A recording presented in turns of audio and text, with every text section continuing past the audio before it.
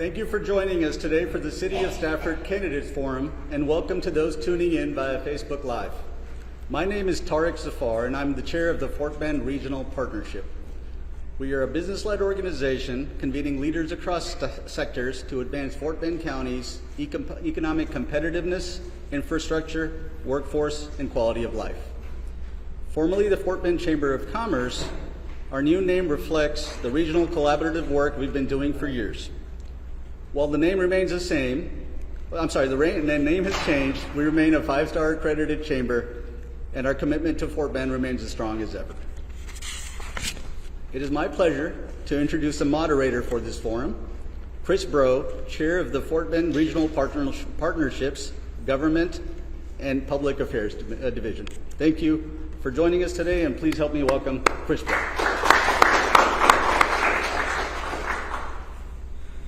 Thank you, Mr. Chairman. And thank you, everyone, for joining us tonight for these Stafford City Council and Stafford Municipal School District Candidate Forum. At this time, I'd like to invite our candidates for the Stafford City Council positions 5 and 6 to please join me on stage. In ballot order, our candidates are Xavier Herrera. We have Frank Heathcock. For position 5, both of these fellows. Position 6 is Tim Wood. And Kenneth W. Grant, Jr.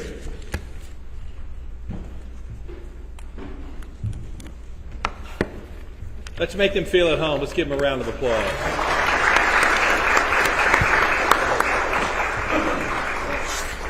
All right, fellas. Our format for tonight's forum.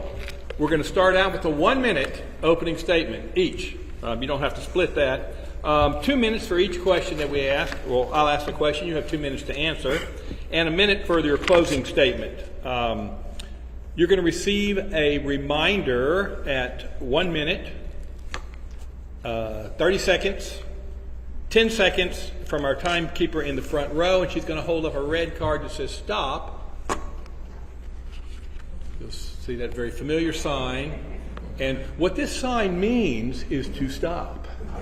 And we can move on. We'll work through that. Oh, never mind. We'll keep going. So let's start with opening statements. Mr. Herrera, position 5, we're going to start with you. We're going to walk right down the line. Thank you very much, Chris. Good evening, friends, neighbors, and fellow residents of Stafford. My name is Xavier Herrera, and it's been an honor to serve you on the City Council. Stafford isn't just where I live. It's where we've built our lives, raised our families, and supported one another. It's a city defined by hard work, independence, and pride. When I took office, I committed to listening, leading with integrity, and putting Stafford first. We have focused on maintaining safe neighborhoods, supporting our police and first responders, and improving communication between City Hall and the community. But there's more to do. We must stay focused on smart planning, responsible leadership, and protecting the quality of life that makes Stafford special.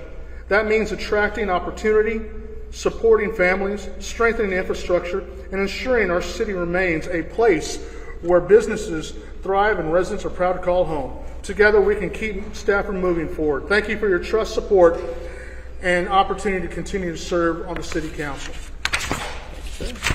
Mr. Heathcock. Yes. I'm a resident of Stafford for 50 plus years. I live at 12815 Folk Crest Way in Stafford. I've lived there since '82. I've owned the home for the past 20 years. I come here tonight hoping to let everybody know that we in Stafford take our taxes very seriously, and I'm here to say I want to fight against any property tax, and that's what I'm here to fight. And I hope that I can do that. Thank you. Thank you, sir. Mr. Wood. Good evening, fellow residents, citizens, esteemed members of the community. It is a privilege to be up here in front of you tonight. I feel so grateful and humbled for the opportunity that you took on me 3 years ago to elect me to serve on the City Council.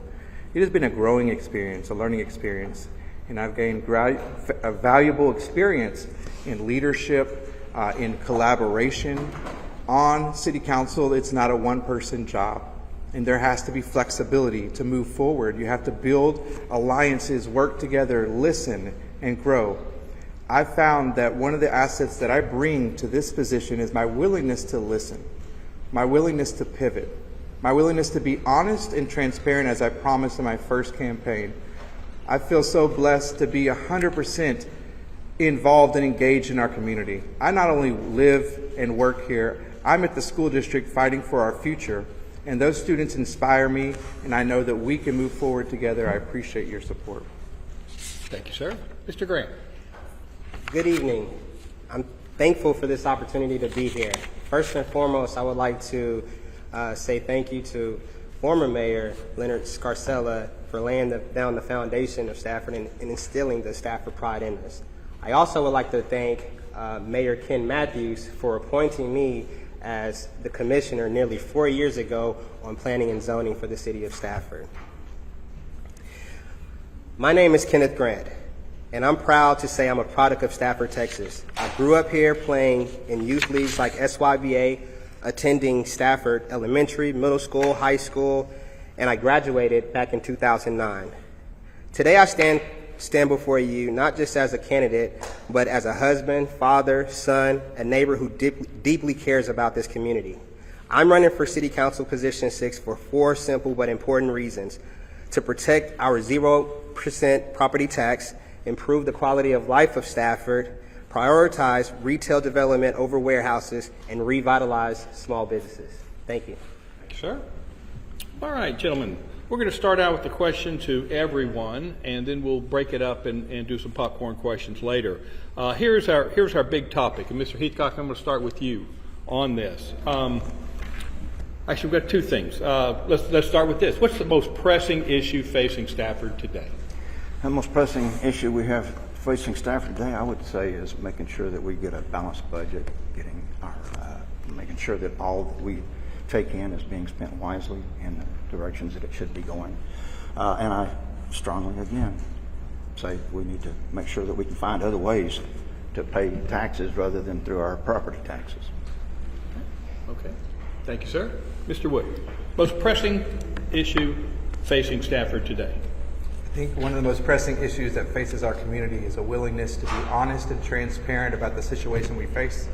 We cannot pretend like things are perfect. Things are great. Our city has done amazing things. We have our own school district. We have been able to have a 0 property tax for almost 3 decades. These are beautiful things that have allowed our community to prosper. But have there been capital improvements for the last 30 years? Have our streets, our drainage been addressed sufficiently? Are our street signs clean and crisp? Are our parks updated? I'm running for re-election because I'm unsatisfied with the status quo. Moving backward is not the way for us to improve our community, revitalize our neighborhoods. We need funds to do that.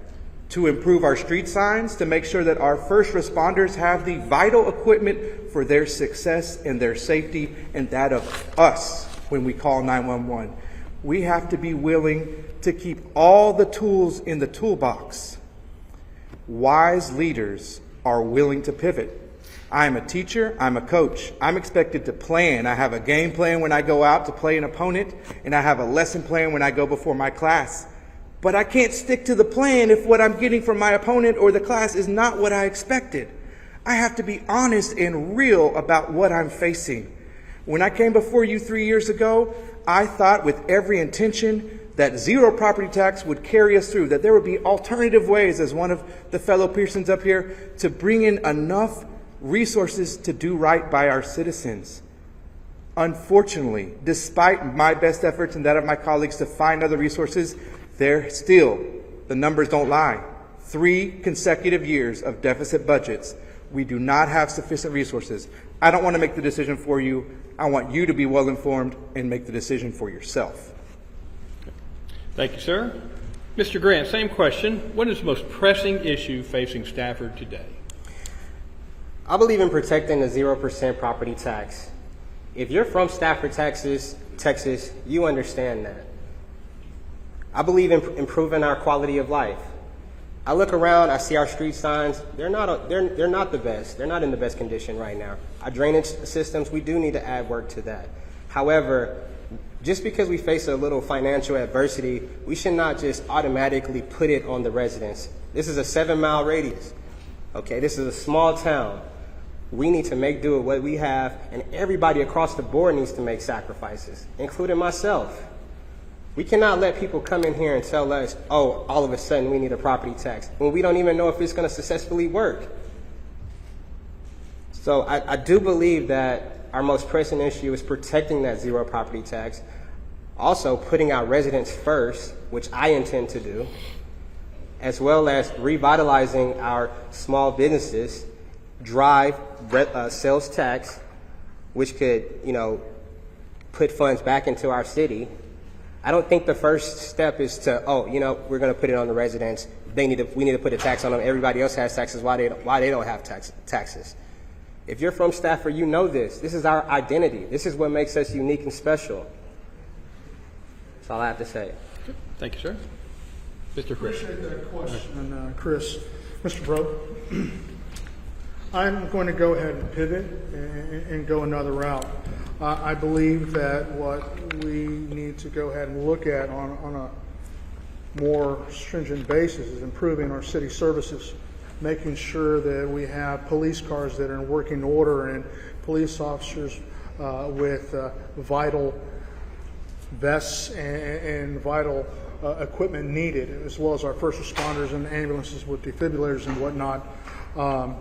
I also believe that we need to work hand in hand with our Economic Development Council to make sure that we're able to go ahead and bring in more businesses.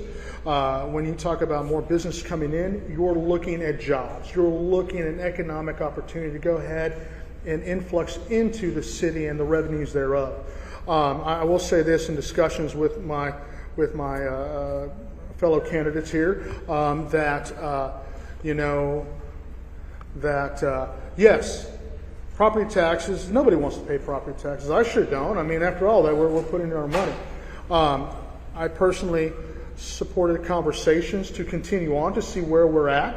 And overall, I wanted the community to go ahead and make their decision. But hearing now with this, my understanding from the administration as well as the finance committee head and leaders is that we're in a good footing, which is great, right? We don't want to go ahead and go backwards, and that has always been my concern. So that's my answer, and there you go. Okay. All right. Thank you very much. Thank you. All right. Well, let's jump around to questions. So, and Mr. Wood, I'm going to hit you first this time on, let's talk about flooding and drainage issues. How would you address the flooding and drainage issues that have been affecting Stafford for many years? And would you support a drainage assessment fee? Thank you so much for the question. This is something that I feel really proud about my record. Within months of my installation into City Council, I proposed a drainage committee. It failed at that time, but when my colleague brought it back up a couple years later, I was 100% behind it, and I'm a proud member of the drainage committee. Have not missed a single meeting. I was there on Tuesday, despite the fact that I had a tennis match until 15 minutes before its start time. I made it sweaty, but I was there. I have reached out and collaborated with Harris County, with flood control districts. Some of the people here saw me out in the street working to collaborate, because our problems are not just Stafford. We have neighboring areas. We have Harris County. We have Missouri City. We have Sugar Land. And those issues, water doesn't care about boundaries. Water wants to go to a lower elevation. And we do have issues that have to be addressed. I've spoken to many of our residents. They want improvements. But I've got to be real. If we're talking about improving our community, we're talking about addressing our drainage issues, it is folly to think that we can somehow change things without any investment of resources. The Stafford way is to move forward. Leonard Scarcella moved our community forward when Fort Bend ISD tried to prevent our students from having busing to cross a crowded street to get to their school. He brought the community together to move forward, not backward. If we want to improve our community, not just look backward, but go forward, we have to invest the resources. Collaboration, working with our neighborhood. I appreciate that we have different quadrants. We're all meeting together, talking about the issues, getting experts in the room. We're bringing those issues to City Council, but it takes resources. We can know our issues. We've known our issues. Do you want to fix them? We have to have resources. In answer to your last question, I am willing to explore. In fact, I brought to the council already the idea of a drainage assessment fee, because this can be a different amount for residents than it is for commercial, which is causing the majority of the flooding issues. All right. Mr. Heathcock, flooding and drainage. How do we fix it? I totally agree. I don't think that we should go backwards in anything that we do in the city. But I do believe that when we start taxing property, we're going backwards. First of all, I think that I do agree that we possibly could look into a tax on drainage and stuff, and then it should be different for different places that are worse than others. Obviously, there's some places, certain areas of the city that are worse than others that need to be looked into in greater detail.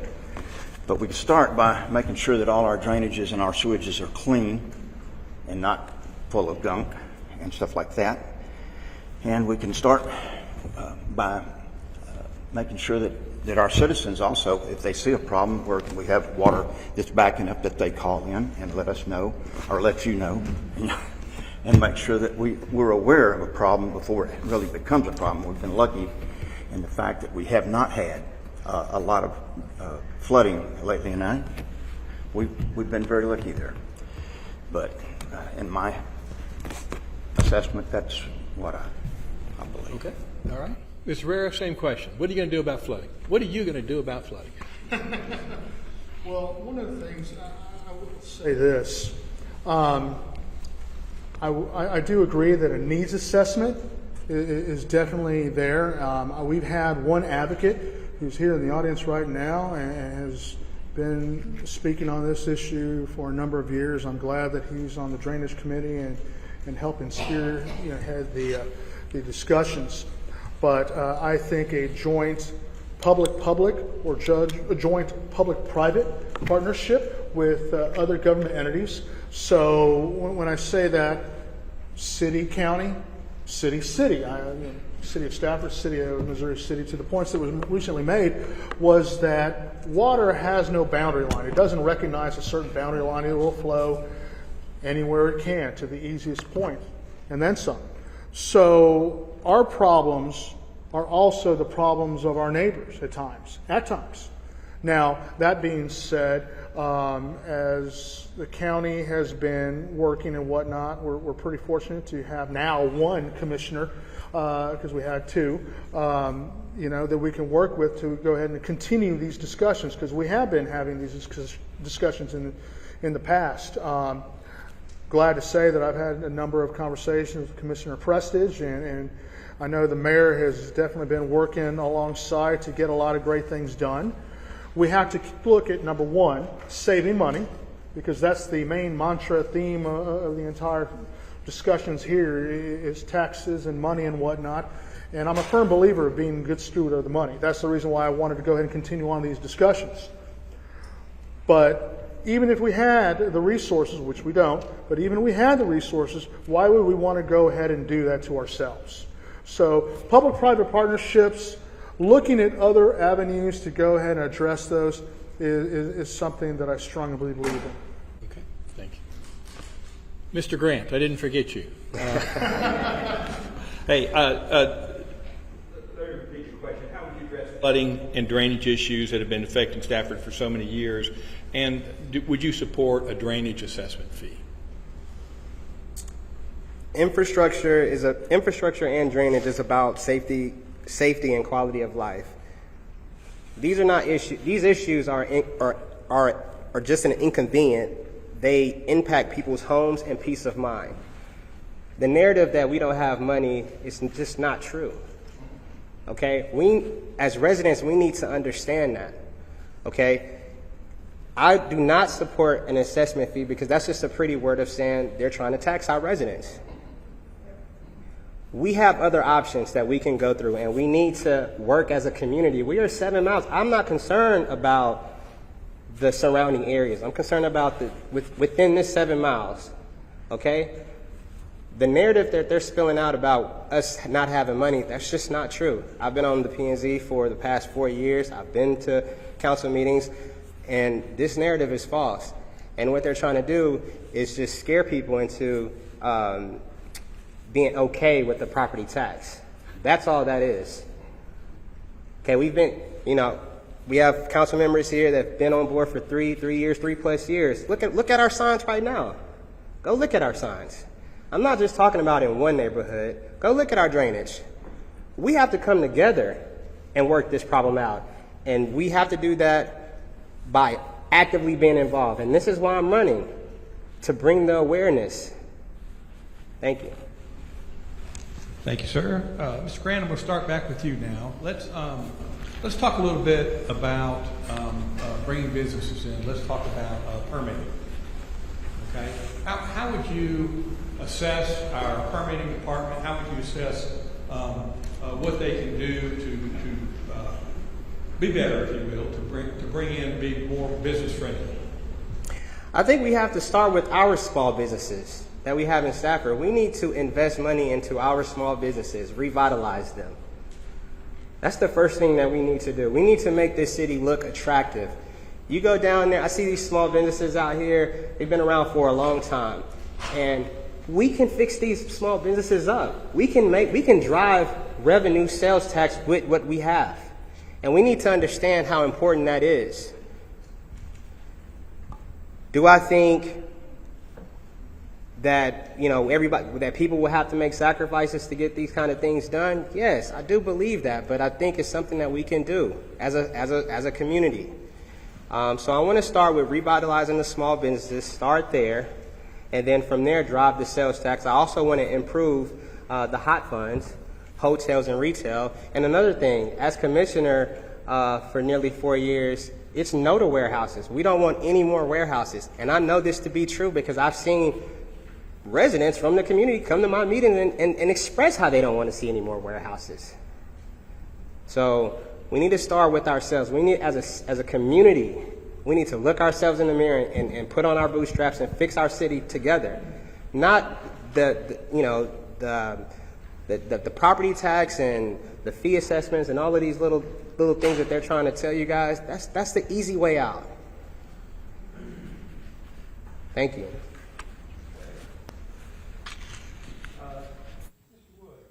Let me restate that question. How would you evaluate Stafford's current permitting and development approval process, and what changes, if any, would you support? Thank you for the question. There is room for improvement. I'm not going to say things are perfect. I've heard from multiple business owners, members of the community that have been frustrated when permitting is taking too long, when issues haven't been addressed. They feel like they've done everything they were supposed to do, and then it comes back and now there's something else that wasn't mentioned the first time. I don't want to take sides and say the businesses are always right and the city is always right, but I think it's important that the process be fair for everyone, that it be transparent and easy. It should not be complex. It should not take multiple weeks, multiple months to get through. There was a point where we had a backlog, and that was unacceptable. I'm happy to report that recently things have gotten better.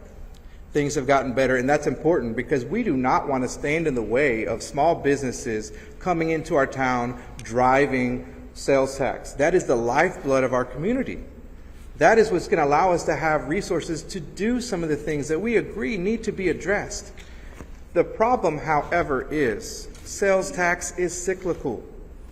There's been no 30-year period throughout the history of this country where there hasn't been a downturn. Those things happen, and you have to be ready. There's a reason why other communities of our size have a property tax. I'm not saying we have to have a property tax, but we can't discard it. Because if the situation is such that we don't have sufficient resources, and I'm telling you, you think council members and mayors of the past haven't acknowledged that we have drainage issues, that they don't want to revitalize the island, that they don't want to fix the street signs, there's just no will, there's no kumbaya moment willing to come together? That's not the problem. The problem is if there's not enough resources, you can't do things. I'm willing to work together with whoever is on the council and in the mayorship, but at the end of the day, we need resources to find solutions. Mr. Herrera, Yes, sir. talk to me about permitting development approval process. How can we improve that? Well, there's not one department that we have in the city of Houston or anywhere in this nation that's 100% perfect, right? Every department can go ahead and improve in one form or fashion. Now, every day a business stays dormant or does not open up their doors, it's costly to that, depending on the industry, depending on where they're at. I want to go ahead and would like to go ahead and see a more of an AI process where a business owner or a developer can go ahead and apply for a permit and instantaneously go through it and then have that opportunity to go ahead and get their permit. As government, whichever type of government it is, we need to go ahead, help them grow, help them go ahead and go through the process, get them where they need to go ahead and go, and then step out of the way and allow them to go ahead and continue to prosper.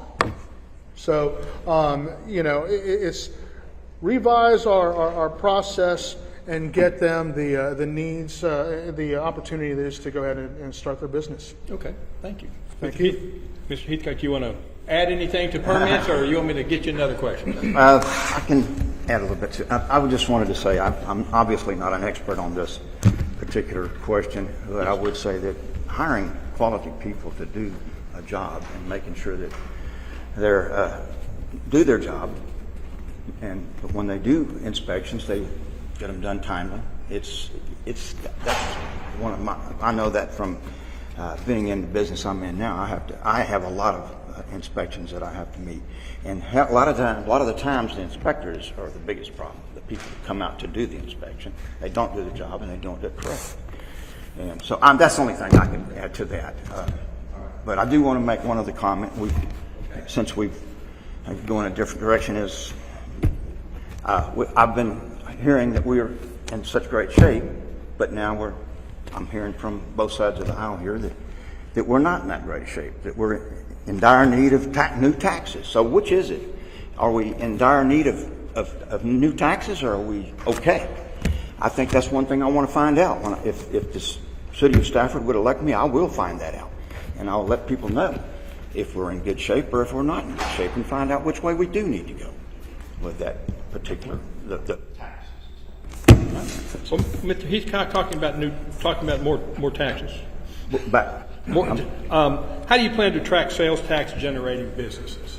How do I- City of Stafford. How do you plan to attract sales tax generating businesses to the city of Stafford? Well, we right now we have probably one of the largest areas in the country of space of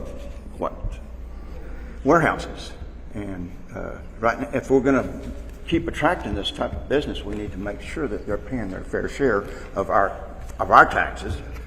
Obviously, they're attracted because we have so much of this here.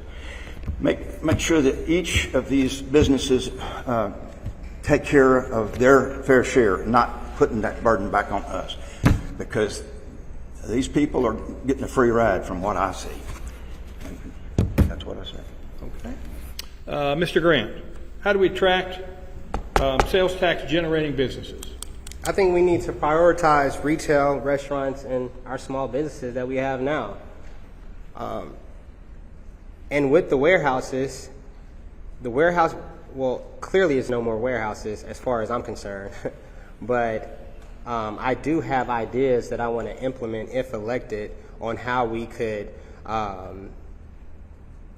generate some sort of impact from these warehouses that use our resources, such as the police force, fire. Like, if something goes on in a warehouse, whether it's a fire or if someone calls the police, who do you think they're calling? Okay, so yeah, we do need to figure out a way to generate some sort of revenue from the current warehouses that we have now. And we could put stipulations on it. I'm not trying to go after small warehouses, but I'm talking about the large warehouses that we have in our city. You have some ideas to share? No, if elected, I have ideas, but I don't want to talk about these ideas as far as... Okay, all right. I'm gonna hit you, Mr. Herrera. Yes, sir. Talk to me about mobility and traffic flow, improving mobility and traffic flow in the city of Stafford. Well, we've been pretty fortunate with our traffic flow that we know when you're going to work and when you're coming back from work, we know about that. I think that one of the ways that we can help improve that, more so for our residents and other people traveling in and out of our community, as mentioned, is looking at our infrastructure, making sure that the infrastructure is right.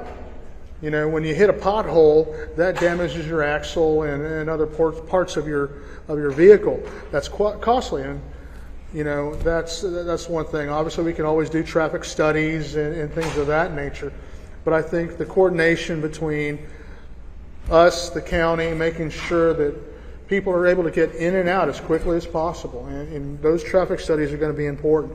And then obviously working with the mayor and the rest of the council to go ahead and once we do our needs assessment and see where we're at, then we make sure that we have monies available to go ahead and address that, because that's a capital project that will need to be funded. So we're going to have to identify the resources for that.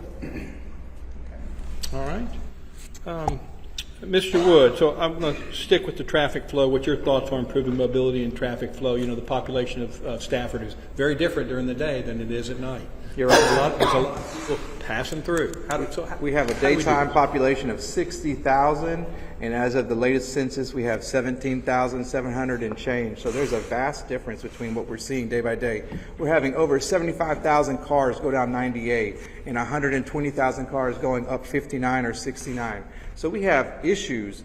The problem is, and I'm going to be realistic, TxDOT controls our freeway, 1092, 90. Now that doesn't mean we don't have a role to play. I have already worked with our fellow council members and our public works director to establish the communications with TxDOT so we can address things like the light on Staffordshire. Anyone coming out of the school district or this side of the community trying to go left onto 90A is experiencing a red light, which can sometimes last up to 5-10 minutes if there's a train, because it doesn't take into consideration you don't need to cross the road to even get to the train to turn left. So the things need to be tweaked. The problems need to be addressed, but that's going to happen through collaboration with TxDOT. I can't promise that I can fix it tomorrow, but I will continue to advocate to getting it better. I'm glad that we now have a public works director that is 100% on board and working towards solutions for our community. If it's allowed, I want to go back and revisit the issue about warehouses.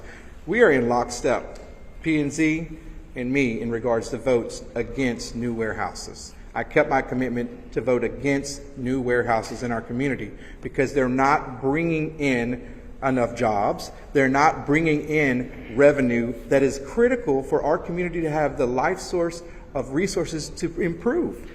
In regards to the ideas about how can we make them pay their fair share, I've looked into it. That's what my 3 years of experience has been. Instead of it just being an idea, I've looked into it, and it's legally not possible to do an assessment only on the warehouses or a property tax on them that doesn't impact the residents. We can minimize the impact on residents, but we can't do a property tax and get them to pay 80% of the dollar if we don't have the residents also sacrifice and be willing to work and step up to improve our community. Okay, thank you, sir. All right, this is a grab bag question. Who wants to answer this? What's your approach to redeveloping or revitalizing aging commercial and retail areas within Stafford? I'll take that one first. I'm sure my candidates will go ahead and I'll do the heavy lifting. So that is an interesting question. And again, for everybody, if you could go ahead and ask it once more, please. What is your approach to redeveloping, or what would your approach be to redeveloping and or revitalizing aging commercial and retail areas within Stafford? I'm glad you mentioned that, because I served for a number of years as the executive director for a management district, which is a special purpose district. And, you know, there's not a one-prong approach to going ahead and doing beautification efforts, revitalization efforts. You've got, again, you have a certain set amount of money. You would go ahead to see Well, your esplanades. How do you improve those? How do you beautify those? How do you go ahead and do the streets? Because everything's all mirrored into one, right? At the same time, looking at ways to go ahead and visit with our chambers of commerces to go ahead and see what types of partnerships we can do and what types of things they can bring to the table, what types of things our Economic Development Council can go ahead and work, both on the city side as well as the county side. I don't ever believe in doing everything yourself if you don't have to. That's a waste of your own resources, that's a waste of the time, and it's not good business for our community. So, we would have to go ahead and devise a plan. I think working with the Houston-Galveston Area Council was a start. They have a longevity plan in place that we can go ahead and work with and work through. And obviously the Economic Development Corporation is definitely a good place to start to discuss those, because we have to go ahead and make sure that jobs and economic opportunity for our businesses in our city is forefront. So there you go. All right, thank you. Frank, any thoughts? Well, you covered pretty good, but I was. Thank you. Yes, absolutely. Yes. As far as you were talking about trying to refurbish some of the, could you have an example? To redevelop or revitalize aging commercial. If we've got some commercial. You're talking about commercial property? Commercial properties, yeah. What do we do to get those kind of spruced up and ready to roll? Well, that's a good question. I don't really know. I mean, we could have a committee to come together and talk about it, and people with expertise that could encourage or help us with that. And we also, you're going to have people that's going to be upset when you start telling them your place looks trashy. We got to do something with it here. So that's kind of a touchy thing. But we could get a committee together to on each particular building, make it its own special deal, and have a committee together and figure out what we could do with that building and how we could best most efficiently correct the problems. Any thoughts? Yeah, well, that's. So we don't have to reinvent the wheel in communities in our area. Look at Sugarland, how they revitalized, or they're working currently on revitalizing the old sugar mill. They purchased the property, and now they can be in the driver's seat about how that area is going to develop. In order for us to do something like that, we need to get all stakeholders together. Key to this is a updated strategic plan for our community. I have been in support of updating it. The last one we've had is now over 10 years old. It has not been followed. But a key component of that strategic plan, which gets input from residents, from business owners, from all of the stakeholders, including the leadership, is a vision for the future of our community. What do you envision for the Stafford in 5 years or 10 years? Do you want to see the same old, or do you want to see thriving businesses? These worn down, abandoned warehouses and businesses on the Island District continue to be in old churches that hasn't been reoccupied for 10 years? Or are we going to do something about it? Because it's not just a talking point that's going to get us there. It's coming together, bringing our ideas, looking at what's been done in other communities, and at the end of the day, it's going to take resources. One of the ways that this has been achieved in other communities is through land banking. We can work with our SEDC to, if we're able to, at the end of the day, we can't force landowners to sell their property, but if we can find a way for land banking these areas, then we can start to drive. And also our zoning is very important. Our zoning, we have what we asked for. There's grandfathered things, but if you want more warehouses, let's keep our zoning laws as are. We have to make changes to improve our community. It's ironic that an incumbent is advocating for change, but I'm telling you, we need resources to do this, not just kumbaya. Any ideas on redevelopment? My opposition stated that we need to make real change. Let's start with an audit. When was the last time the city had an audit? These are the questions that residents should ask our city council members. When was the last time our city been audited? It's been over 2 years at least. We need to start there. We need to implement an audit, see what's been allocated, And then we need to be intentional about the kind of city that we're trying to build. Development should serve residents first. It shouldn't just be a space to fill, such as the warehouses that we have now. You know, you guys want property tax, you know, they're telling you about property taxes and how those resources can help, but we haven't had the city hasn't had an audit. We don't, like, how do we know that this works? Okay, let's have an audit. Let's look at the drawing board. Let's be transparent with our residents. Let's show them the audit so they can see, so they can come to city council meetings and have their input. We are not Sugar Land. We are not Missouri City. These are growing cities. We cannot grow. We have to work with what we have. Meaning we have to invest in our own and build up. Thank you. Thank you, sir. Sir, can I do a fact check on that? Absolutely. There was an audit that just in a recent meeting we approved, so the last audit would have been this year. Was that public? Yes, absolutely. Anyone who's watching city council meetings or attending would know this. Okay. Can I add something? How many people have seen this audit online? Raise your hand. Thank you. I'm sorry, what was the question? He said, how many people out here have seen the audit? Online. Now you have to jump in and say, how many people have seen any audit online? Just a candidate. All right, listen, let's jump back on this or move forward. Mr. Grant, in the city, I want three things from you.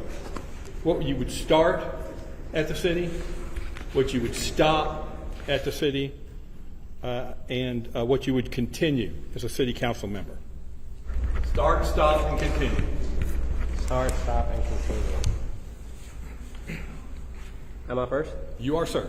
Okay, thank you. I would start with the residents first. That's the first thing I would do. I would ask questions. I would invite you guys out to city council. I want to hear your feedback. I want to see who's involved. I would start with the residents first. One thing that I will stop, because if I'm not elected, my opposition will try to go for a property tax. I would stop that as soon as I get into city council. I would protect it at all costs. And I'm sorry, what was the last bit? And what would you continue doing? I would continue to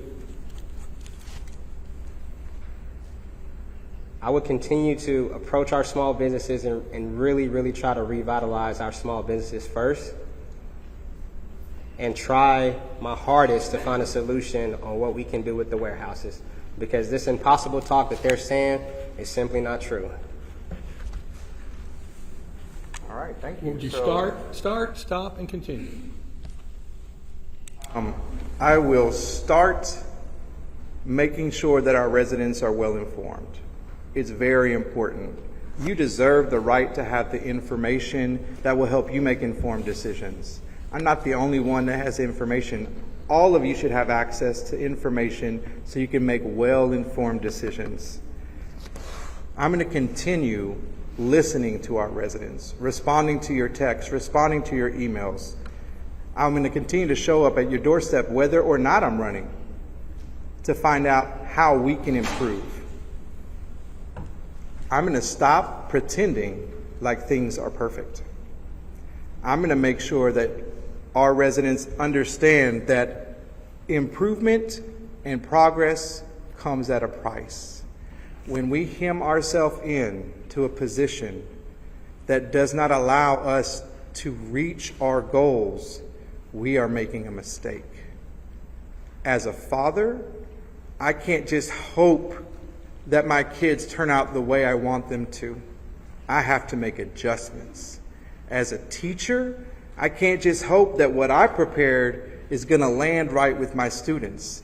I have to accommodate, pivot, adjust, and help every child understand and succeed, even if that means putting the plan on the side to listen and understand and have empathy and help that child who may not be in a state to be able to learn that day. As a leader, I cannot hem myself in to, I will never, ever, ever do this. I may be a nonviolent person, but if someone comes into my home to threaten my wife or my children, I'm going to have to use something that's not nonviolence. Thank you. All righty then. Yeah, assuming you're elected. Yes. What are you gonna start doing? Ways to avoid any property tax, number one. That's where I'd start. Stop? What do you stop doing? I don't think I'll stop. Even if I don't get elected, I'm going to continue to try to help the city. What should the city stop doing? Oh, what should the city stop doing? Yeah. Find excuses. We find too many excuses for why we can't do something. We need to find reasons how we can. And if we can't, as a last ditch, all out problem, I'm not going to say for the city to go under, but I would say if I looked at everything and found out that there was no possible way, then I might be in agreement with you, but I doubt it. So, and then. What should the city continue doing? What would you continue doing? Continue growing. We need to continue. Actually, the city is a very good city, and we have a good police department. We have a good fire department. We have good people here that all want the same thing. We all want the same thing, really. It's just that some of us have different ways of going about finding it. Okay. Thank you, sir. Yes, sir. Mr. Herrera, stop, start, and continue. All right. I'm going to go ahead and go with stopping our services that do not benefit our community. When you look at, as you mentioned earlier, the permitting process, I think there's a lot of ways we can go ahead and look at that. I have a lot of friends that are business owners, a lot of neighbors that have even done things to their property, and they've complained to me time and time again that the permitting has been at times atrocious. And I know the mayor has had to deal with a good amount of issues, and God bless him for that, because those are issues that do not benefit our community. Because every day a project does not continue, that's a wasted amount of money that we're not going to get back. So that's what I would stop. I would go ahead and start to continue to find ways that we can go ahead and generate money and funds to the city of Stafford. And that's working with our EDC, working to identify things with various departments and whatnot, and even our business owners. Our business owners are our greatest piece of information they can go ahead and provide us. And continue to support our community. They are the lifeline of our city. The city is our people. The people are the city. So what is it that we can go ahead and do always, every day, to help improve them? And that's what I'm committed to going ahead and doing. I'm a workhorse. I'm not a show horse.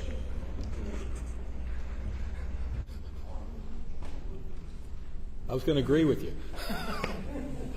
Well, all right. Yes, Mr. Workhorse, let me turn this back around at you then.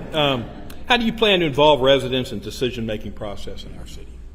Well, decision-making, and if you can get a little bit more finite with that, are we talking about public safety, drainage, or is it just a general overview? Not necessarily decision-making is going to happen from 2 of the 4 guys up here. Right? Those are decisions are going to be made. But that whole process of the decision, leading the council up to decision. Gotcha. Okay, so I think that communication is first and foremost. We have several people here right now televising this particular forum. I believe we have one community newspaper that's here, and that's great. But what we can go ahead and do is go out to those civic clubs where we have them. We go ahead and hold town hall meetings and literally visit with our community members. Also, I know this is a bit more at times, a bit tedious, if you will, but it's important that we knock on our neighbor's door. And hey, by the way, how do you feel about this? How do you feel about that? What is it that we as a city can go ahead and do to improve your quality of life? Because when all is said and done, improving their quality of life is actually also improving our quality of life. I was never, as mentioned, and you can see this on tapes, never in support fully of a property tax. I was in support of continuing discussions over that and also allowing the community to go ahead and decide, because it is up to them. We are representatives of them, but at the end of the day, it is up to the people to decide what they want to go ahead and do. I don't want to pay any taxes or any money because that comes out of my wallet. As we all know, inflation continues to go up. Gas prices, food prices, we are all impacted one way or another, and I am very, very sensitive to that. Hopefully that answered your question. That's a great answer. Thank you. That's good. I appreciate Yes, that. sir. I would say I ditto everything he said, with the exception of making sure that you do go out and knock on those doors, making sure that you do follow through, making sure that we have the community come together and get up here and talk to the council people and the mayor and everyone that's involved, making sure that we express when we have a problem and just getting the word out that, hey, we don't like this. Can we change this? What can we do about this? Do we have Potential out. Okay. Yes. And just making sure that if we're really concerned, we all need to be up here. Otherwise, bad things happen. So it's just, we need to be informed. We all need to be informed, and I, including myself, because I will be the first to say politics wasn't the first thing I wanted to get into. But there's a saying, if not now, when? If not me, who? So I'm trying. Thank you, sir. Sure. How do you plan to involve residents in the decision-making process in our city? Thank you. You know, I really feel humbled and grateful for the opportunities that I have seen where we've had residents come together. Some of the things that I'm most proud of from my last 3 years on City Council are when our residents came together. For example, when I was out knocking on doors campaigning, there were many people who mentioned that they wanted to see recycling come back to Stafford. I jotted down their names, I jotted down their addresses, and when there was an issue for trash pickup where there's an opportunity for a new contract, I reached out to those people and they showed up. And together, we brought back recycling. I saw that of all the wonderful things our community celebrates, we weren't celebrating and honoring our veterans. I thought that was a disservice. I brought together, as a leader of the Parks Committee, other committee members, community members, Boy Scouts, JROTC, and other stakeholders to come together to have a beautiful ceremony that has outlived my presidency of the Parks Committee. I'm proud that we can bring people together. I have brought in new blood to our committees, to the Parks Committee, to Juneteenth Committee. I haven't made appointments, but I have made recommendations for people that have gotten appointed. I've served behind the scenes on those committees, Parks Committee, Drainage, Juneteenth, to help to bring together our community, because that is the best place. Not just us talking about, looking at it, just hearing from an expert, but when community members, residents come together in these committees and we are open and willing to listen to their feedback and include them, that's when I believe we make the best decisions for a truly representative democracy. I don't want to be a dictator just doing what I want to do. I want to represent the values, the needs, and the desires for a future of Stafford. I'm not committed to a property tax, but I am committing to let our residents make the decision for themselves when they're well informed, and I will respect their decision. Thank you, sir. Mr. Grant. I think we need to earn the residents' trust. I think we should start there. I think we need to gain everyone's trust and not play politics.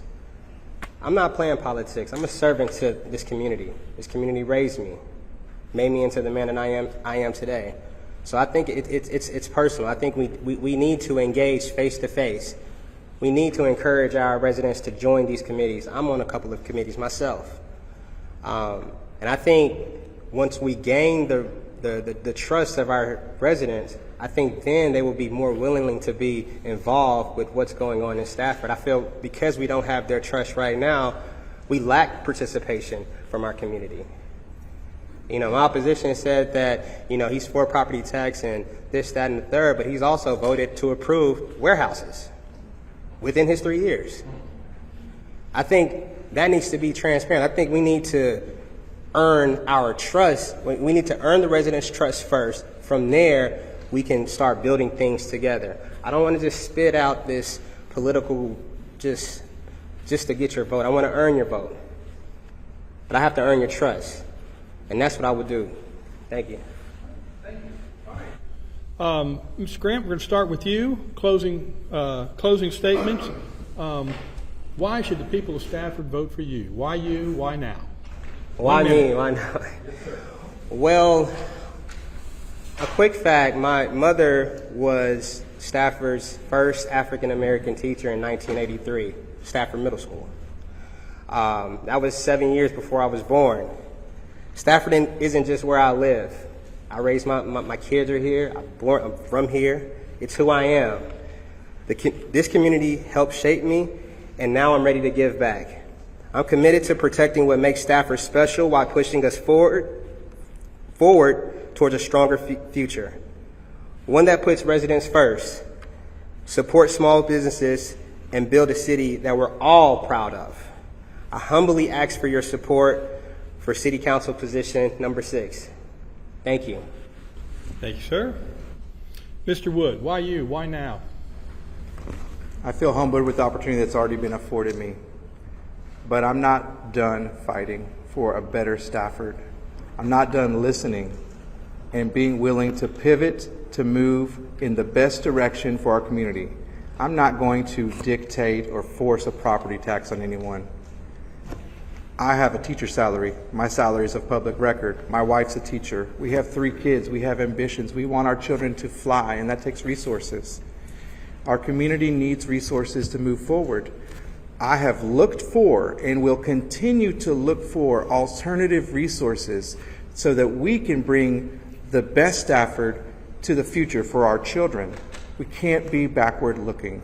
We can't hem ourselves in to one thing when the reality of the game or the lesson that we're facing is different.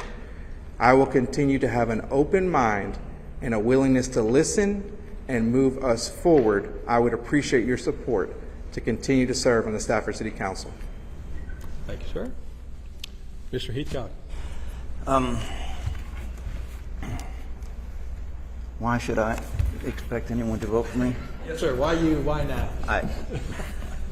I would say the only thing I can tell you is that, as my man, what Mr. Wood said, I will fight with what I have, with everything I can, to make sure that we whether we are spending our money that's being brought in, and that we are transparent. We're transparent with what we do have and what we are spending. If I can do that, I want to do that and make sure that people know what's being spent and where it's being spent. My dad was on the water board for many years here in Stafford, and he made me proud. When he left here, there was a huge surplus left in here for the water board. And the water board, we had some of the best water in the city, and I hope to make him proud. Anyway, that's all I can say. Thank you, sir. Mr. Herrera. Last but not least, Last but not least, why you? Why now? I want to thank each and every one of you for viewing this forum. As I said at the beginning, Stafford is more than just a place, a location on a map. It's our home. It's where we raised our families, built businesses, and looked out for one another. I've been proud to serve the community with integrity and a commitment to putting Stafford first. Together, we've made meaningful progress, and together we can continue building a city that reflects our shared values and bright future. I'm asking for your vote and your support so we can keep on moving Stafford forward with the same independent spirit, hard work, and pride that defined who we are. My name is Xavier Herrera, and I am number 1 on the ballot for City Council position number 5. And I want everybody to remember, when you're at the ballot box, X marks the spot. Thank you very much. Thank you. Gentlemen, thank you very much for being out here tonight. Thank you for throwing your hat into the ring to represent the good people of Stafford. We're going to take a 5-minute break, then we're going to come back with the school district candidates. Thank you very much. Give them a round of applause.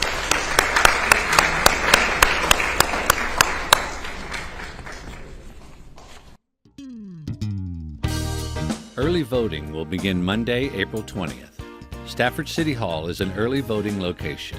There will be no voting on Tuesday, April 21st due to San Jacinto Day. Wednesday, April 22nd through Saturday, April 25th, polls will be open from 7 a.m. to 7 p.m. New this year, you will be able to vote on Sunday, April 26th from noon to 6 p.m. Monday, April 27th and Tuesday, April 28th will conclude early voting. Polls will be open 7 a.m. to 7 p.m. The general election will be held on Saturday, May 2nd. Polls will be open from 7 a.m. to 7 p.m. Under Texas law, voters who possess one of the 7 acceptable forms of photo ID must present that ID at the polls when voting in person. The following acceptable forms of photo ID are Texas driver's license issued by the Texas Department of Public Safety, Texas handgun license issued by DPS, Texas personal identification card issued by DPS, Texas election identification certificate issued by DPS, United States military identification card containing the person's photograph, United States citizen certificate containing the person's photograph, United States passport, book or card. For more information on all Texas voting laws, visit votetexas.gov or scan the QR code. You can watch the rebroadcast of this candidates forum in a variety of ways. It will be shown on SME TV and streaming on staffordtx.gov, April 10th through May 2nd at 10:30 a.m. Saturdays and Sundays through April 26th, it will air at 7:30 p.m. It will also be available on the City of Stafford's YouTube page. Go to youtube.com/@City of Stafford or scan the QR code.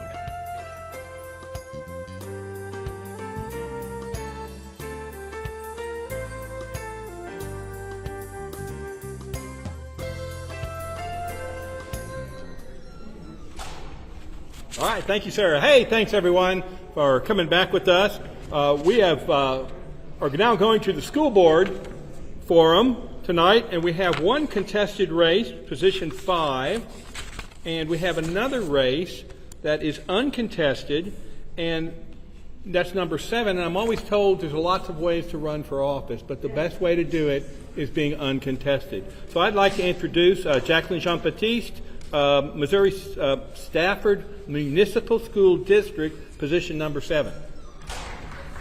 Here you go. Thank you. Good evening, Stafford community. My name is Jacqueline Jean-Baptiste, and it has been my distinct honor to serve on the Stafford Municipal School Board since 2017. Currently serving as your board vice president, I want to thank you for your continued support and trust that you have placed in me to advocate for your children. As I run unopposed this election cycle, I am more committed than ever to work for the work ahead. While I am proud of our progress, I want to be direct. We are not where we need to be. However, I know with absolute certainty that we are going to get there. We have already put rigorous academic improvement plans in place, and as a board, we continue to monitor these strategies to ensure that they deliver results. Our unwavering goal is to move this district from where it is today to a standard of true excellence. To achieve this, one of our focuses is ensuring a seamless transition with our new superintendent. A district success starts with a unified vision, and I am committed to a partnership that keeps our students center first. With every decision that we make. I will continue to push SMART goals, measurable, ambitious targets, and move that academic needle and ensure that every Stafford graduate is well-rounded and prepared for whatever path they choose after high school. But we cannot reach these goals in a vacuum. True excellence requires active partnership of our parents and our entire community. We must work together to address both the current challenges and our future needs. Finally, we have a top-tier district. We cannot have a top-tier district without top-tier talent. I remain a fierce proponent of high teacher salaries. Our educators deserve to be well compensated for their dedication. I will continue to support our administrators in recruiting the best teachers possible and providing them the resources needed for our children to thrive. In Stafford, we are stronger if we work as one. Thank you for your continued support and the privilege of serving as your Vice President for the Stafford Municipal School District. Thank you. Thank you. Let's give a round of applause. All right, ladies and gentlemen, I'd like to call up our two candidates for position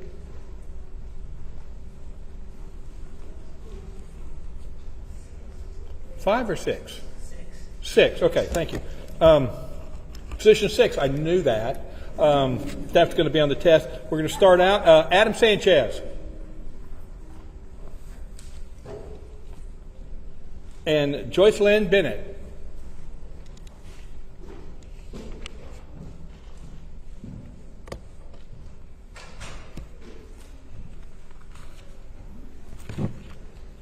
Well, thank you all for being here tonight.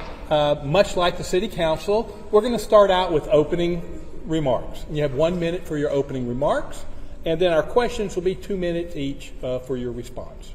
Everyone okay with that? I'm going to start, Adam, I'm going to start with you first. Give me a minute to start to kick us off. All right. Hello, Stafford friends and neighbors. Thank you, SME TV and the Fort Bend Regional Partnership for putting this together. Remember the new name. For those who don't know me, I'm Samantha's husband, Juliana and Adrian's dad. I'm Adam Sanchez, your current Stafford MSD Board Trustee for Position 6. We're at a time of change. Here at home with the new leadership we're ushering in, and in Austin where decisions about public education continue to shape the future of districts just like ours.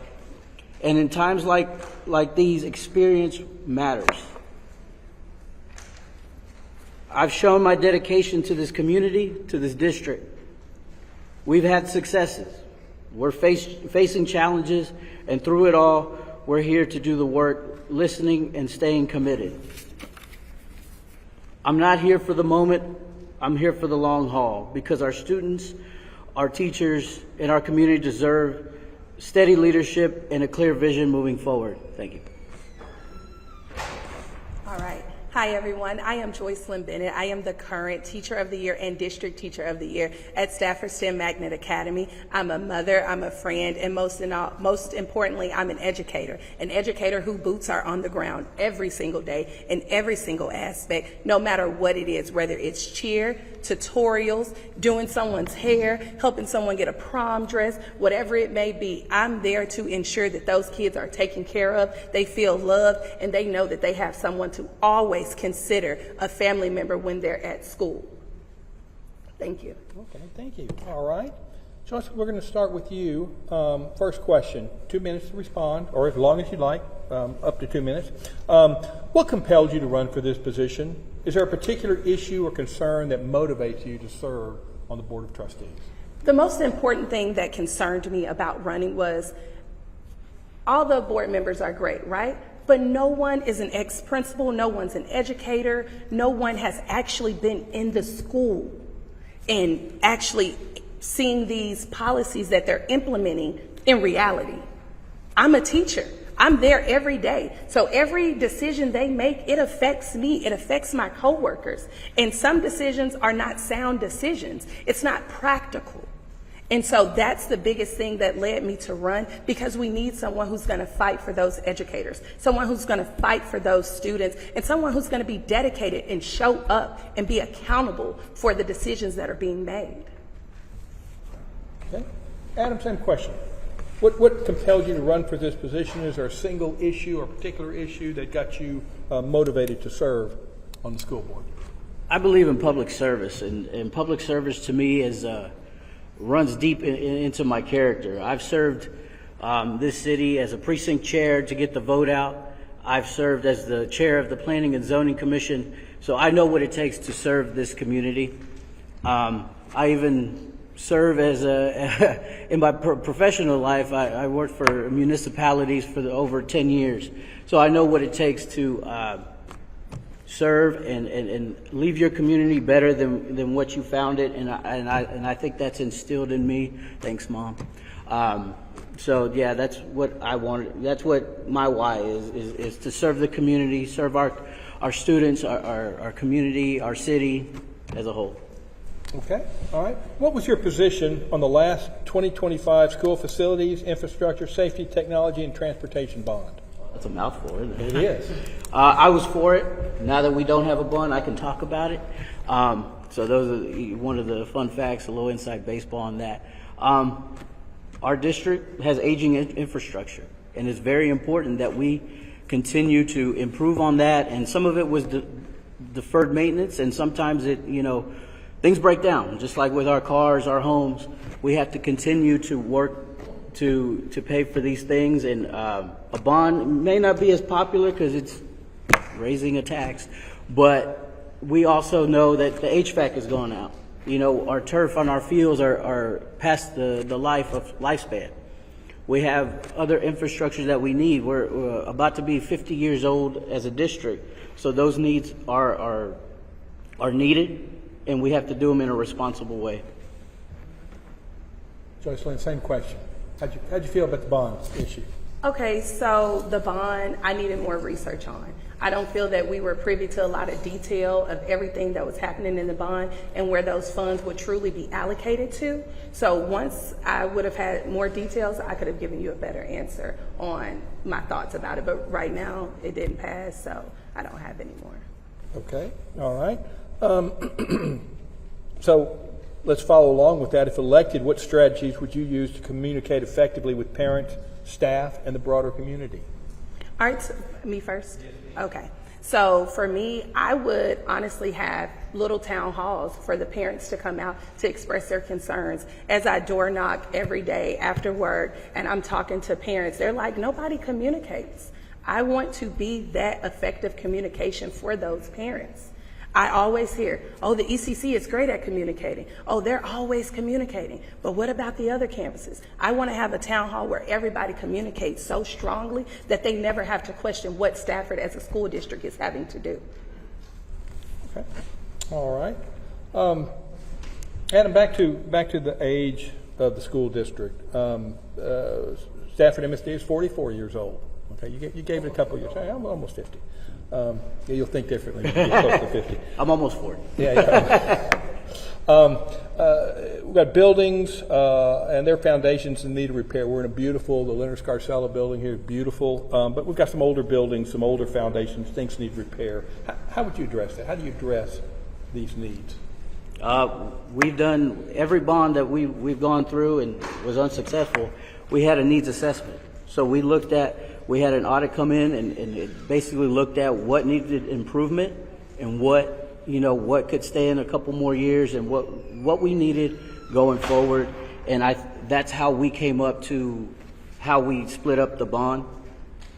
I wanted to touch on, we did have town hall meetings for the bond, but we got to meet these people, meet our parents, our staff, our community where they're at. Our community is busy. Some people with times like this, they're working jobs, 2 jobs, to keep things afloat. So we got to meet our community where they're at. Is that knocking on doors? Probably. Having more town halls? Yes. We have to make ourselves accessible to everybody. I know all my colleagues answer phone calls, answer texts, and answer emails, and we get a lot of those, and we try to answer as many as we can, but we have to stay communicating with our community. Okay. Joycelyn, what would be your approach to assessing our 44-year-old buildings and their foundations needing repair? How would you make that happen? What would be your approach? Okay, so my approach would be starting with the buildings with the AC first. Students cannot learn properly without being ventilated properly. So if the air is out and they're having to call parents, hey, let's go home, now we're losing instructional time. So let's start with the most important thing, which would be the ACs in all the buildings and the heaters, so that the students are able to stay in class and not lose instructional time, because AC is going out and parents are having to lose time at work and they're losing instructional time to go home. So I would start with that, the most demanding thing, and then I would go to everything else. But we have to start at the top with the worst and then make our way to the least. Okay, okay. We got a new superintendent coming in a few weeks. What will be your priorities as a board member in supporting a successful transition? Who's So I first? said, yes, Oh, ma'am. okay. Back to you. As a board member, my first thought would be, let's have a town hall with the superintendent. Let's let him meet the parents and hear their needs and concerns. Then meet with the teachers, because the teachers always seem to be left out. It's never, oh, let's hear the teacher's opinion. It's like, it doesn't matter. So let's talk with the teachers and see what they have going. And then have a conversation with your students, because they're very insightful and they will let you know, like, hey, this isn't actually working for me. Let's try something else. And I think, again, starting with the parents, then to the teachers and to the students. And then we can make some effective decisions moving forward. Because there are some things that we can change, and there are some things that are great about Stafford. However, I would go that route first. Okay, all right. So, and same question. We've got a new superintendent coming in. What would be your priorities as a board member in supporting a successful transition? Well, with that, I think one of my colleagues pointed out we spent 60 hours finding our new superintendent. And those were, we turned over every corner we could. We looked through all the qualifications and all that. So we got to see their 30, 60, 90-day plan. So without trying to ruin their surprises, but he's going to have to do an assessment. We're really going to have to, I think we have an opportunity to get newer eyes from the outside looking in, to see where our deficiencies are, what we're doing great. There's things that we are doing great here in Stafford, like our dual credit program, our CTE, our college and career readiness is very high up there. But I would like, one of the reasons we picked this individual was because he had background in STEM. He had higher education background. Does that mean 1 minute, or is that? I'm done. Oh, okay. Sorry. Get a little nervous. It's been a while. Yeah, I want to see what his assessment is, and he's doing that right now as we speak. Making his assessments. He'll come to us. We all have our own priorities as a board that we'll have individually, and see how they align and see how we can make this district better, because that's what we're here at the end of the day. Okay. Speaking of priorities, I know you've probably been through this a couple times, but what's your approach to setting priorities for a school budget? School budget? No, you first, and you. Okay. I'm bouncing back and forth. All right. One of the priorities that we've had, my first budget on the board, we had to cut budgets because it was needed and we had to do it. It wasn't an easy decision, but one of the priorities that we had as a board was to, if we were going to cut, it was going to be away from the classroom as much as possible. And so that when you look at that, that's why we're here. We're here to educate our children. We want to give the teachers the best resources they have at their disposal. We want to have our administrators being able to assess what's going right and what's going wrong and being able to pivot. So that's how we look at budget, priorities going every year. It's about to start pretty soon. So, yes, it is. Joyce. So for me, the budget has to be looked at what is the most important in the school right now. Is it the resources? Is it the AC? What is the most important thing that has to change at Stafford at this moment? And then we build from there. So for me, it's adding resources back into the classroom, adding more bodies into the classroom. Some teachers have 30 plus kids in a classroom. That's not realistic when you want a rigorous education to happen. So I think adding more bodies, getting a few more aides in, actually paying people what they're worth.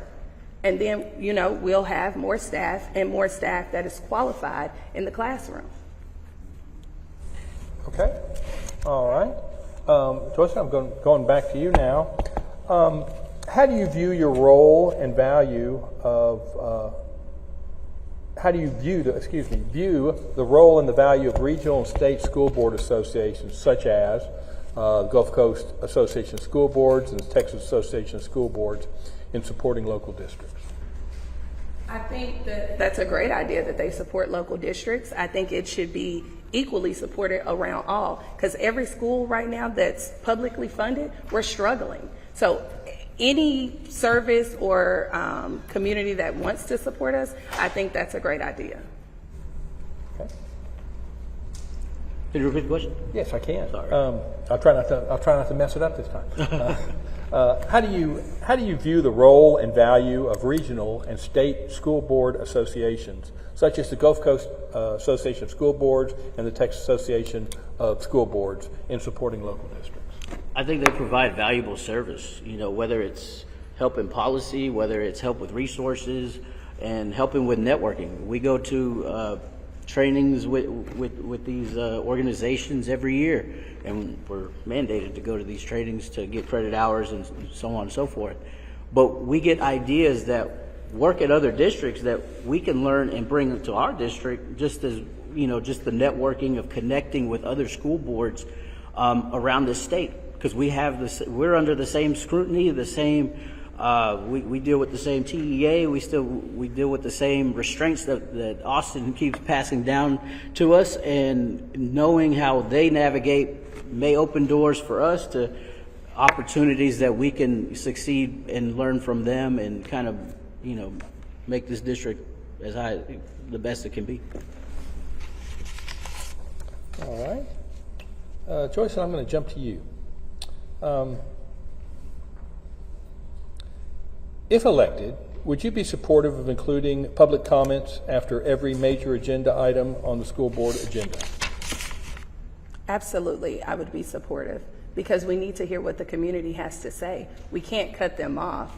If something big is happening and then you say no more public comment, what's the purpose? The biggest issue is communication. We have to be able to hear what our community wants to say. And again, we have to build that trust with them. And once you build that trust and they're heard, people respond better when they're heard. So thank you. Adam, same question. What? I like the way that our meetings are set up. We can set the meetings up any way we want. Public comment is something that is mandatory, and I invite anybody that comes up here and comes to our meetings and goes to the podium and speaks their piece about it, any other agenda item. Could we look at revamping and going after every, line item that we have? That could be a possibility. Sometimes our meetings go till 12 at night. So you got to weigh those options of you may wait till midnight to talk about your line item, but if that's what the community wants, and we can look into it. Okay, all right. Here's an interesting question. What's your stance on out-of-district children attending Stafford School District? Me? What's your stance on? You're talking. I'm gonna talk Okay. Talk to me. So what's your stance on out-of-district kids attending Stafford MSD schools? In the ideal world, we would have every Stafford child that would come to Stafford MSD. That's why this district was incepted, and that's why Mayor Scarcella and a few other community members fought so hard for it. That's a different reality than what we are now. It's the Wild West with school choice. Anybody can go anywhere. Everybody's a free agent. If you don't like it where you're at, you can always come to Stafford. Now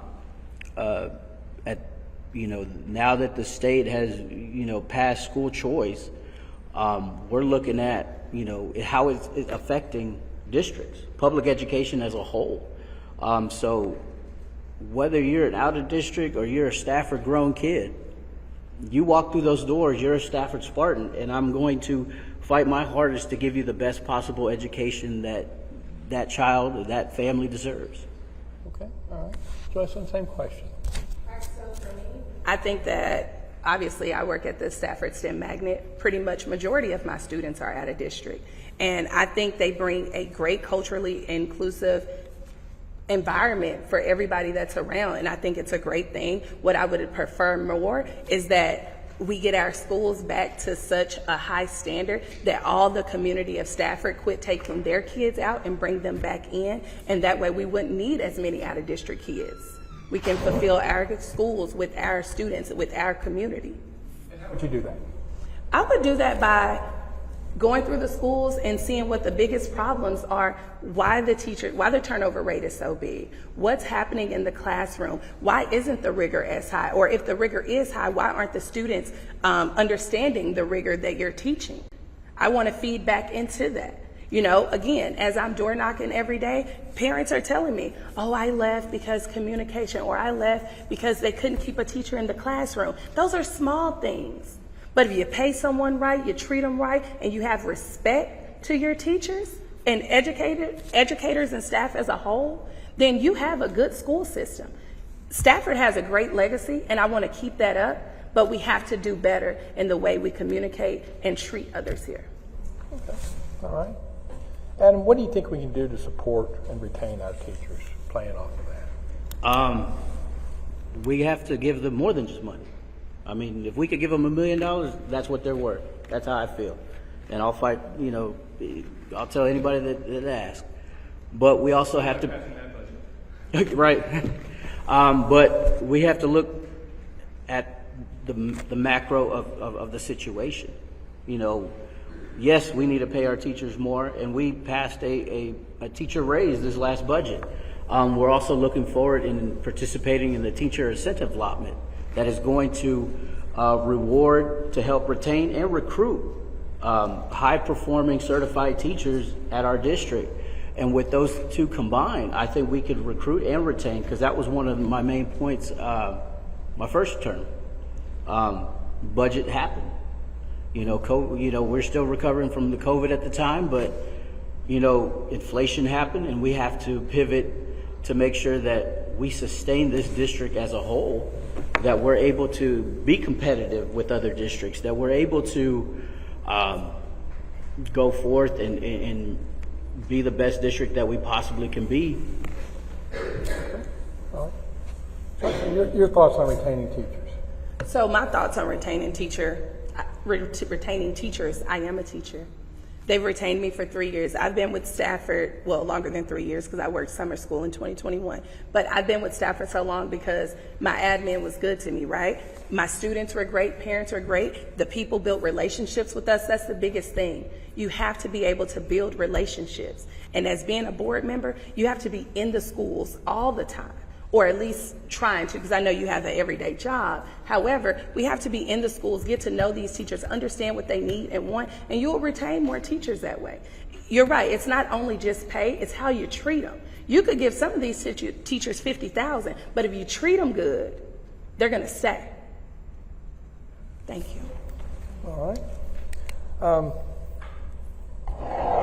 Joycelyn, I'll go to you on this. Were there any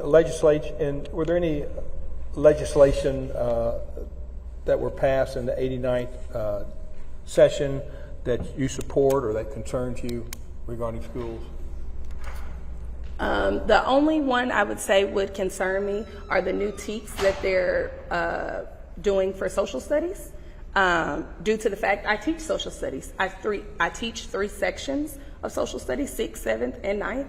So social studies already has a lot of TEKs, and them implementing almost 100 or so more, that's a big deal. That's a big deal for a teacher. That's a huge load, especially when you have 3 preps. So being proper for lesson planning for 3 different classes on top of all those TEKs that I have to meet, that my principal expects me to make sure they know for the STAR test, that's a big deal for us. So yes, that would be my concern. Okay. Any concerns out of the legislature? I have a whole bunch of concerns from the legislature, but I don't think we have enough time to discuss those things. But, you know, school choice was one of the things that I watched closely. It was inevitable that it was going to happen, and we have to pivot.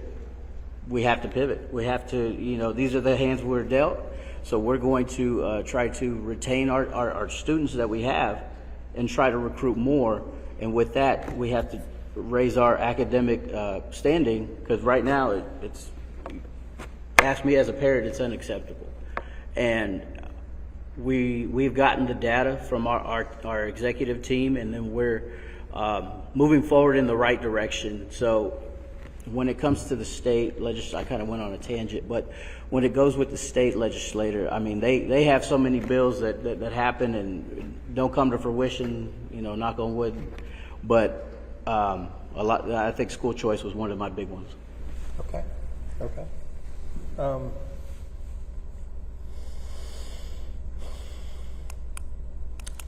How should trustees work together when there's a disagreement? Adam, I'll start with you.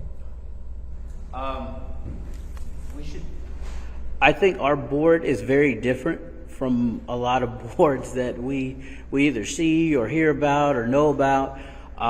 We work together. Even when we don't disagree, it doesn't go into shouting matches. I think where it starts is with respect. We respect one another.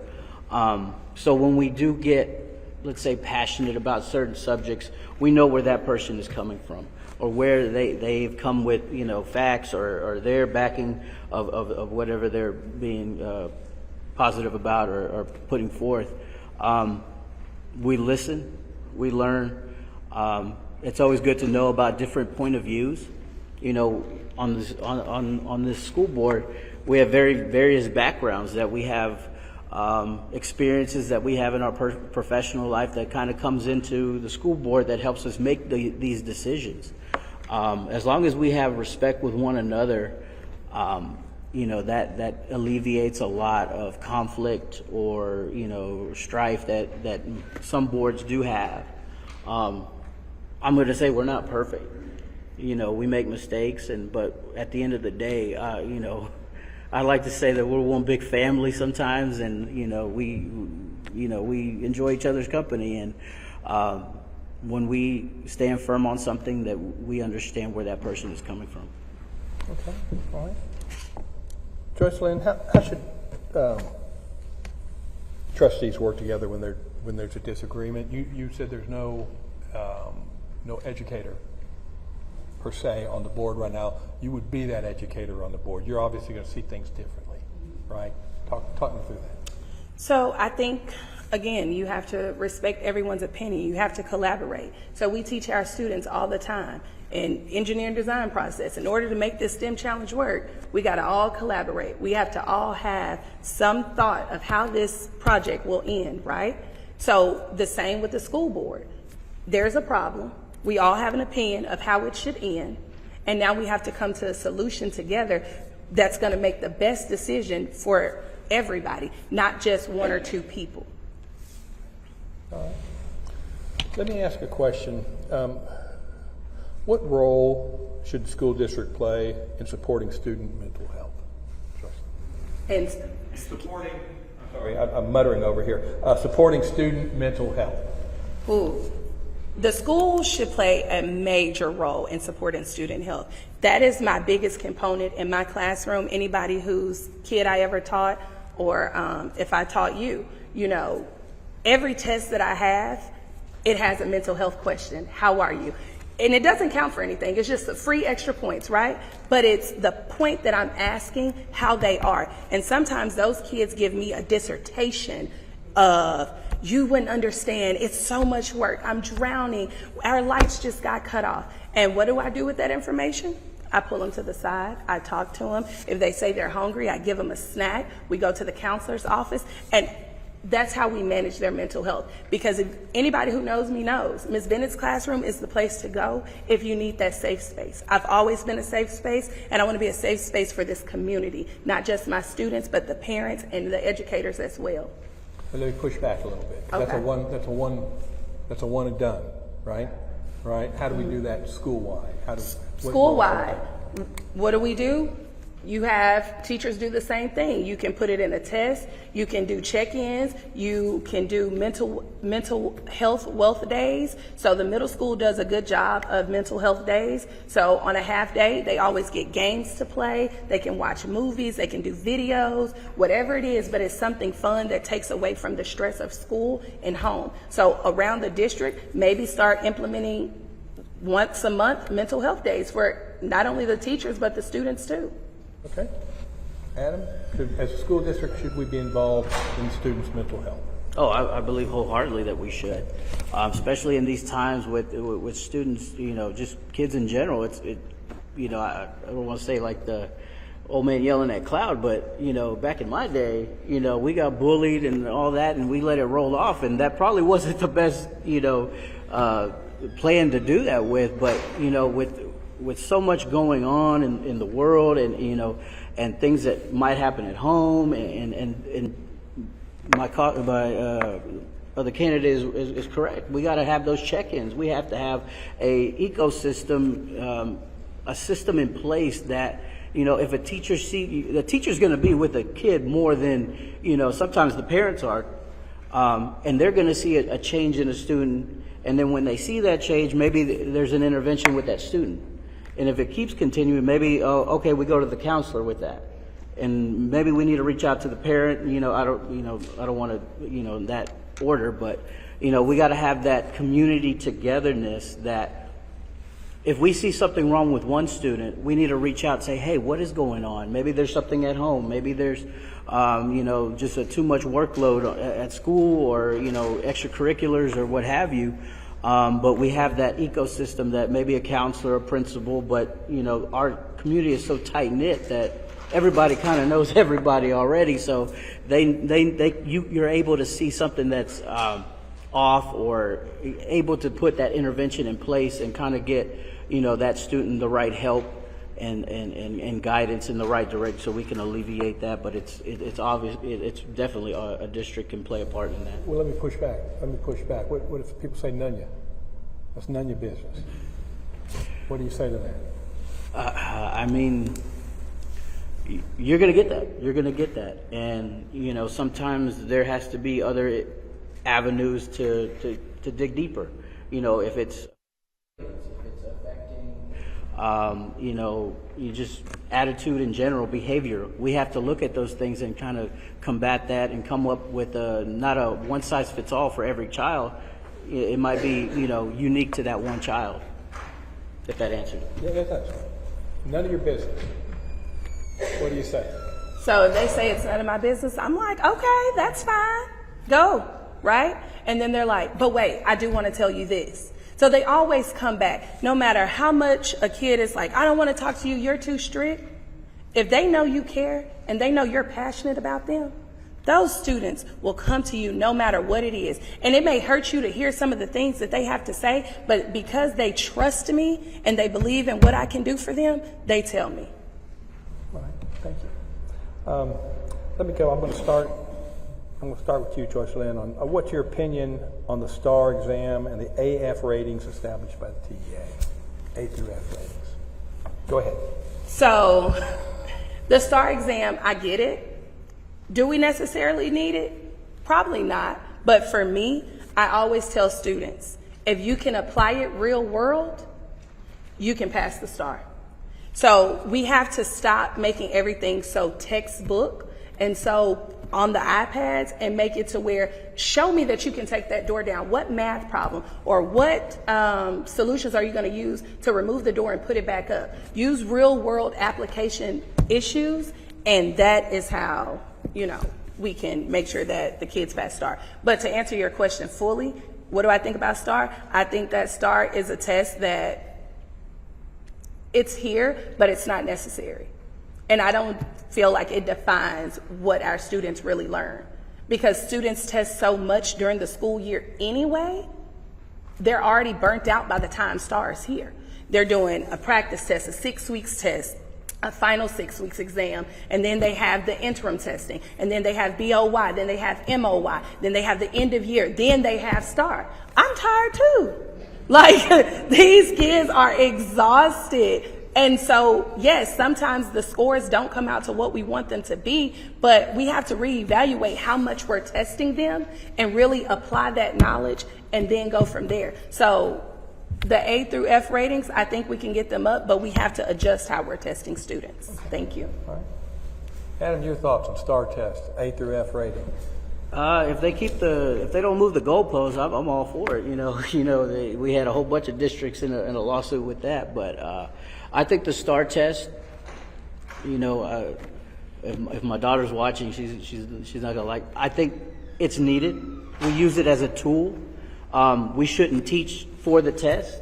It should be a tool that we use to see where a student's at, see where if they need, extra tutorials or they need, or they're excelling in this subject, and maybe we can provide them a harder rigor of a course like a GT kind of. I'm not the educator, but something to kind of enrich them and see where we're growing. We always want growth, and then that's what we're focused on.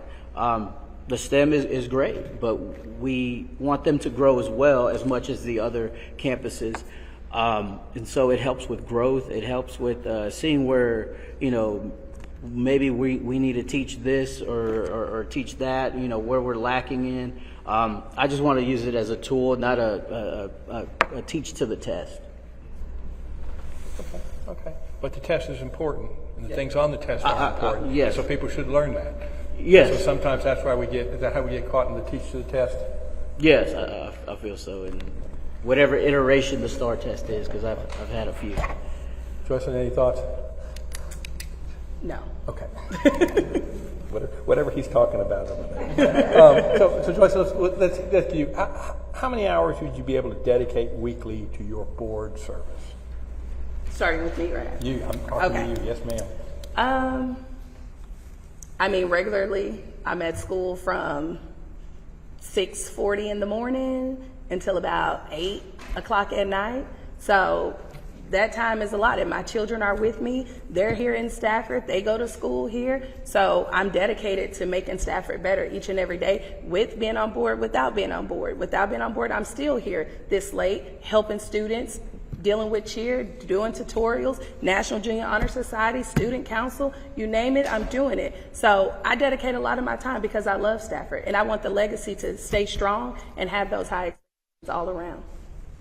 But what about to the school board, the school board, the work of that diet? Is it dias or dais? Dias, okay, thank you. The work of the diet. How much time do you think you'd spend on school board work? So realistically, I would say weekly, or are we talking daily? Weekly, maybe 20 hours, maybe. Realistically, because you have to set boundaries. Although this is a great position, you still have a family, you still have a job, so you have to set those boundaries and remember that you're still human. You don't just become your position. You still have to pour into yourself and your community while you're doing this work. So a good 20 hours. Okay. How many hours have I dedicated to this? Alone the superintendent search was over 60 hours.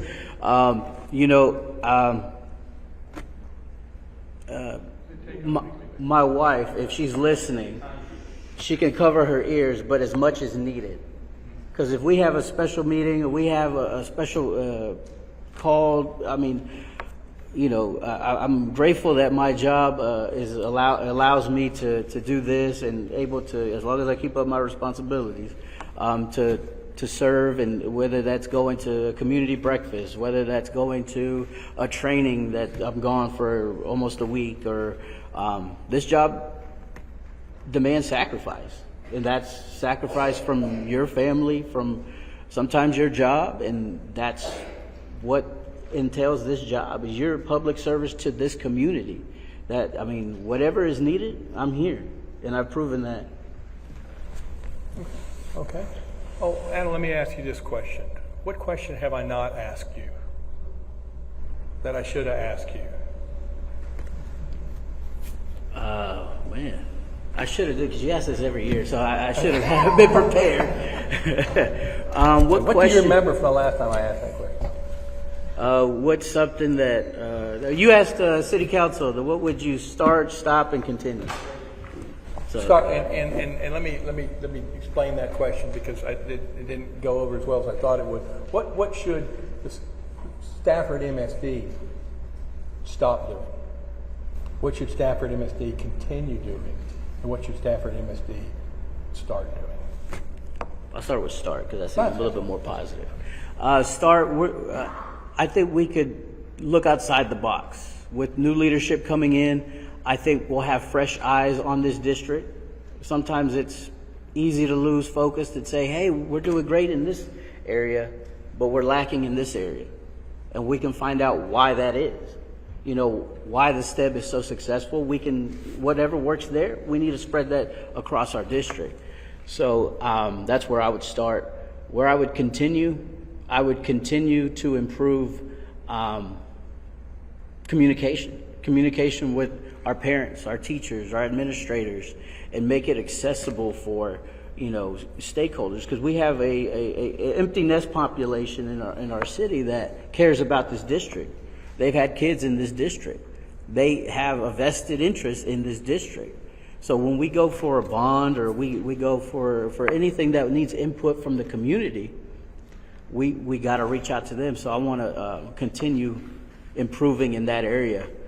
What I would stop looking for a new superintendent because we already got one.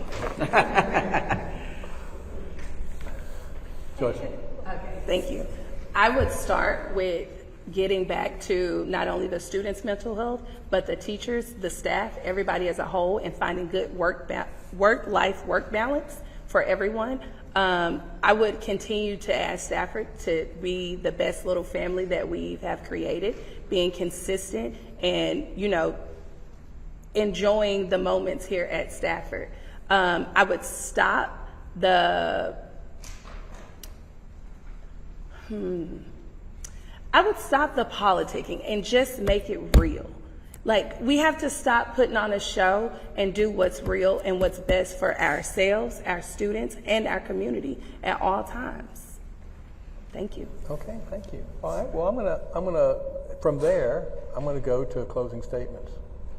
Ms. Joyce, I'm gonna start with you. Okay. And like I talked to the city council, I mean, why you? Why now? Give us your pitch. Why me? Why now?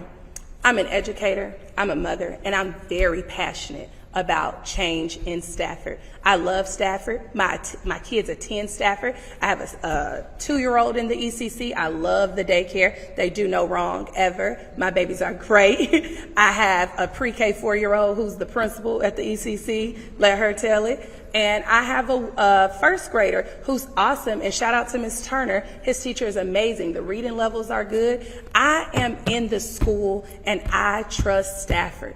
I have my kids here, I have myself here, and I'm dedicated to making Stafford the best district and leveling up to Stafford 2.0. If you're not Stafford, what are you? Let's go Spartans. You, sir.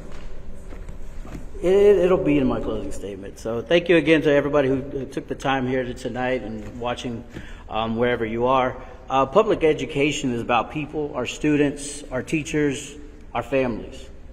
And while experience in the classroom is important, leadership at the board level is about making the right decisions, asking the tough questions, and making sure every student in Stafford MSD has the opportunity to succeed.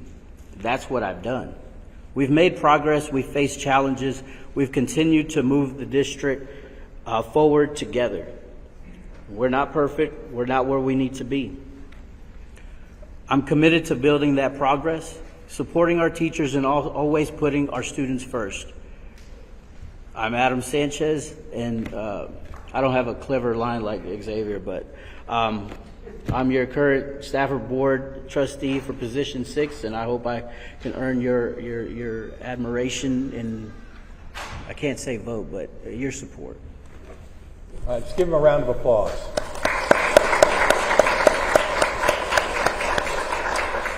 Well, everyone, thank you for joining us for the Candidates Forum. We hope it was an informative session. Be sure to vote early, not vote often, vote early, scratch through that. Important election dates, early voting is April 20th through 28th, and election day is May 2nd. You guys go out there and have a great night. Thank you.